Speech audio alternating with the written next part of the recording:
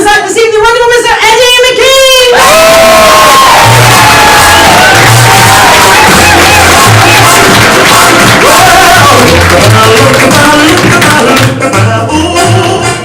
Hey there!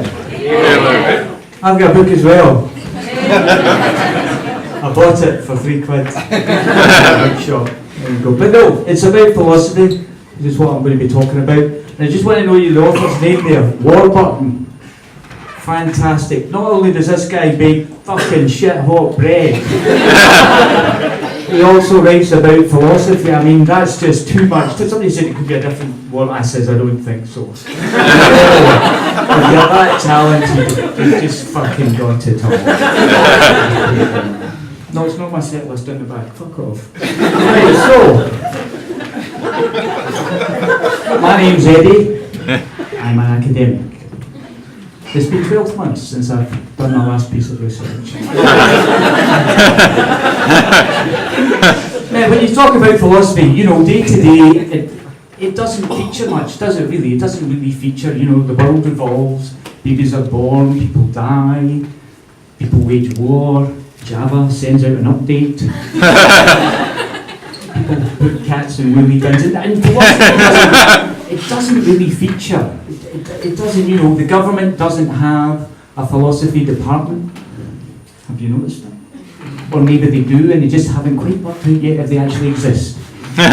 So, and in fact, when there's been any major crises, whether it's been in the movies or it's been in real life, I very rarely, if ever, hear the shout go up, "Get me a philosopher!" You know, I've never heard Bruce Willis going, "I was just a philosopher in the wrong place at the wrong time. Yippee-ki-yay!" Aristotle. And, you know, and it's weird that. So, but what is philosophy? What does philosophy do? And I think this is what's underestimated, is it asks very difficult questions. And it strips everything right back to the bare bones. And it's hammer nails, please. L4. So, yeah, it asks questions like, what is reality? What is knowledge? Now, they really seem like kind of a simple question, but they really know it. And I just want to give an example of a very early reflection on what reality is, hundreds of years ago, when they thought, reality must be reducing it down to the smallest thing. That reality is made up of the smallest thing, which was atoms. So there was this atomism as a sense of reality, a philosophy. So there's no such things as sticks. They are just atoms together to make a stick. There's no such thing as people. There are just atoms that come together to make a person. So basically you have atoms shaped as a stick and atoms shaped as a person. Now, the reason I liked atomism was I tried to go off with an assault charge. Because I hit a man with a stick. And I was in court, you know, saying, it's not really assault, it's just atoms in the shape of a stick meeting with atoms in the shape of a person. And the judge didn't accept it. So, I very quickly found myself in atoms shaped in a prison cell. And atoms shaped in a cellmate, and who wanted to engage in atoms shaped as jail sex. And as those atoms shaped as a penis came towards me, I thought, philosophy got me into this, maybe philosophy can get me out of this. I thought Plato's allegory of the cave. But really, I couldn't really speak with my mouth full.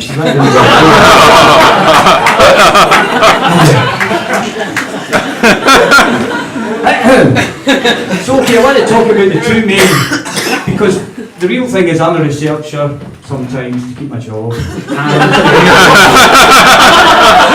as we mostly are, you know, and there's two main camps for research philosophy. There's the scientific approach and there's the interpretivist approach. Now the scientific approach, I just want to explain to you quickly. Scientific approach is just reality is as it seems. What you can see with your five senses, I think, give or take. And it's what it is. So you know, if you can see that, that's a microphone stand. I can feel like I can put a microphone in it. That's a microphone stand. That's fair enough. So things you can measure, that's good because you can make those facts and take things from it, and which is nice, which is handy. Okay. There's also another side to this because the scientific approach does not acknowledge what people think because you can't measure that. You can't. It's too vague. So the interpretist approach really believes that what the person says or thinks, etc., is really important, especially in social research, which is kind of what I'm involved in. But it's difficult to explain that, so I want to try and take you through that, the voice of an interpretist with the scientific approach. So I'll use the allegory of the wardrobe. Okay, thanks for that, cheers. Wasn't really expecting a laugh, but there you go. So the interpretist approach goes to the wardrobe and opens the door and says, I've got nothing to wear. And calls the scientific approach across and says, look, I've got nothing to wear. And the scientific approach says, well, no offence, but I can see hundreds of dresses in there. I can see them with my eyes and my senses, you know. And the interpretist approach goes, but no, my reality that I create myself, I have nothing to wear. I can see the strain, says the scientific approach, of the bar that's trying to hold up all these clothes that don't exist. What's that to do? And the interpretist approach, well, no, that's my reality, I have no clothes. I can estimate the value, says the scientific approach, of the clothes you get in there, because a lot of them have still got the fucking prices on them. To which the interpretist approach says, do you know, you never listen to me. And the scientific approach is, of course not, I'm the scientific approach. I don't believe in what you say, you have no value. At which point, the scientific approach goes off to the pub, and the interpretive approach sits down and has a wee cry in the bed. So, now, so we just want to applause. Fuck off. Big loud cheers at the end, okay. Right, now. Philosophy is really, really dangerous, okay? You just can't talk about philosophy. You can't just jump in and start, okay? And I've done some tests myself. I just want to run through a couple of things with you, okay? First, you're talking about the ancient Greeks. I read them for about 4 hours, and that was quite simple. It was just disorientation and nausea. So that's fair enough. Then I moved up to Comte and Durkheim, and after 4, 5, 6 hours, simple tasks were beyond me. Okay, I couldn't tie my shoelaces, couldn't make a pot noodle, couldn't drive my car, especially couldn't operate a heavy machinery. Okay. Although I can't anyway, so. And then we moved up to Locke and Hume. Fuck me, did I not want to vote UKIP after 5 hours? Stuff like that is extremely dangerous, so Locke and Hume I would definitely stay away from.